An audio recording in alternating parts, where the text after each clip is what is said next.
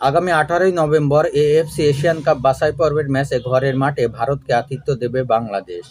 সেই ম্যাচের প্রস্তুতির স্বার্থে গতকাল জাতীয় স্টেডিয়ামে নেপালের মুখোমুখি হয়েছিল তারা।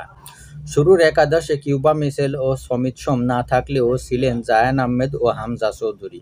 এদিন প্রথমার্ধে পুরোপুরি হতাশ করেছিল হ্যাভিয়ার ক্যাবরেরার শিষ্যরা।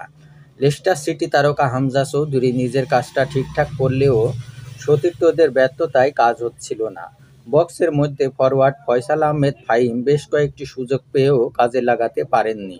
এর মধ্যে 29 মিনিটে গোল হজম করে বসে স্বাগতিকরা। বাংলাদেশের রক্ষণে আসমসা ঢুকে কাটব্যাক থেকে বল পেয়ে নিচু শটে বল জালে জড়ান রোহিত চাঁদ।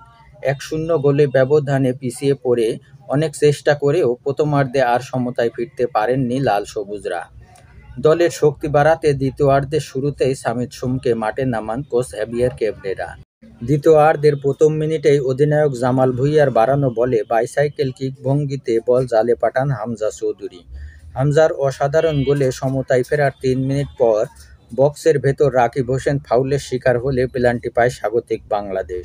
স্পট কিক থেকে গোল করে দলকে লিড এনে দেন হামজা চৌধুরী। লেস্টার সিটি তারকা যতক্ষণ মাঠে ছিলেন ততক্ষণ চাপেই ছিল সফরকারী নেপাল। তবে হালকা চোট পেয়ে 80 মিনিটে হামজা চৌধুরী মাঠ ছাড়লে সেই সুযোগ কাজে লাগায় সফরকারীরা।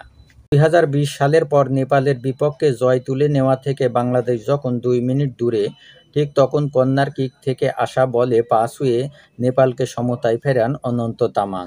আবারও তীরে এসে তরি ডুবে বাংলাদেশের। 2-2 গোলের সমতা নিয়ে মাঠ ছাড়তে হয় স্বাগতিকদের।